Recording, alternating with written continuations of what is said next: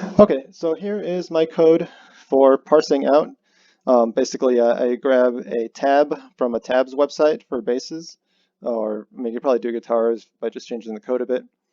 And so I start with that, and that's the name of the file that I just showed you. I read those lines. I read it into lines. I declare a bunch of arrays because it's a little messy, and we're just going to keep making arrays to just kind of go through every step. I'm sure a lot of these steps could be uh, you know, conversion to one step, but I'm just doing this to make it clear. So we get rid of some extra other characters. There's a lot of weird quotes and a lot of basically instead of doing dashes, it like does this weird a euro thing. So yeah, I go through and I just kind of make those into poison values, basically non-numbers, so that I can come back later and kind of figure out what I'm doing with that. So yeah, then the numbers, the actual numbers, I load in and I make an array for each chord. So G, D, A, E. Um, then I convert those four chords into, sorry, those four arrays into two arrays, master chords and master tabs, because what I really want is down here is a tuple of arrays or doubles, basically. Like I want an array of doubles. I want the tab and the chord, basically the x and the y coordinates of on the guitar or the bass guitar.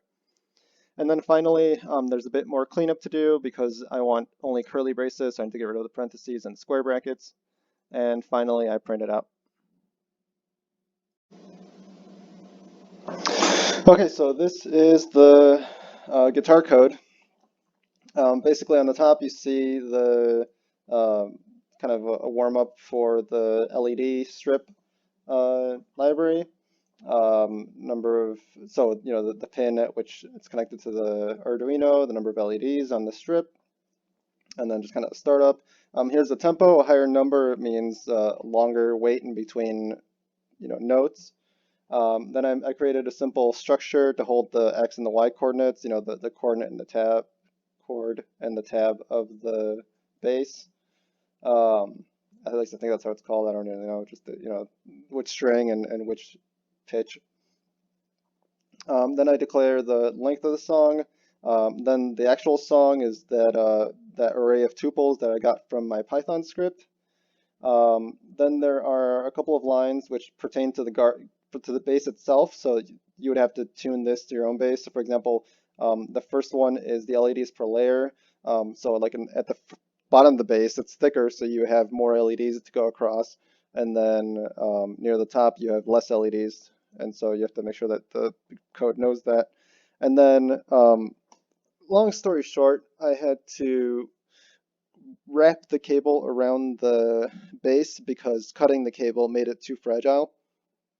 And so in order for the base to know that the back of the, you know, don't light up the back of the base, I have to tell it how many LEDs are in between each row. Then the first function here, I'm just going to go down the thing, it'll make sense in a second. The first function here, basically, I know my x and my y coordinates, but the LED wants the, you know, it just knows about one long array, basically from the bottom left of the guitar to the top right of the bass, you know, bass guitar, whatever.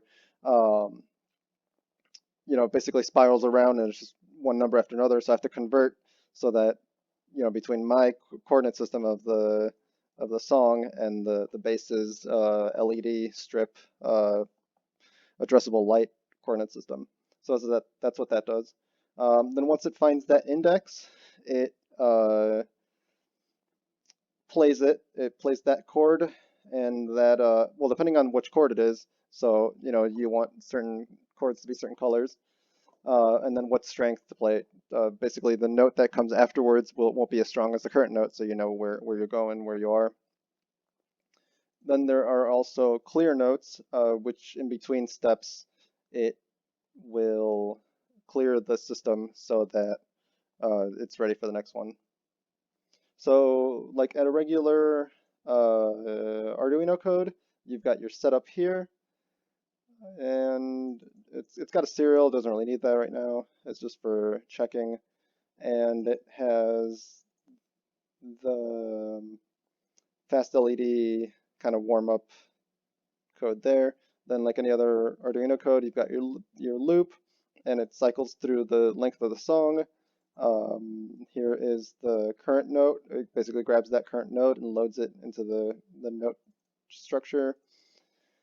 And then it finds the index, and then it plays that index, and then it also loads the next note so it can play that note, but not as brightly so that I know which one's next. And then if it's if it's an actual note, then it will delay, whatever amount of time I tell it to. Eventually I'll put a potentiometer so I can do it manually, but for now it's hard coded in. And then if it's not a real note, then, if it's like a break in the song, then it waits double. And then finally, in between steps, once it's finished waiting, it erases the light, which light is turned on, so it can be ready for the next one. And then finally, there's a delay of 10 seconds in between, like as soon as I'm done with the song, so that, it doesn't start up right away. Okay, so this is just a quick demo. You won't be able to hear it great, but just showing that it works. The tempo's a bit slow, so like, the song's not going to make sense. You can see that it waits, and then I just have to wait till it's bright, and then that's when it's time to play it. And yeah, the tempo's a bit slow.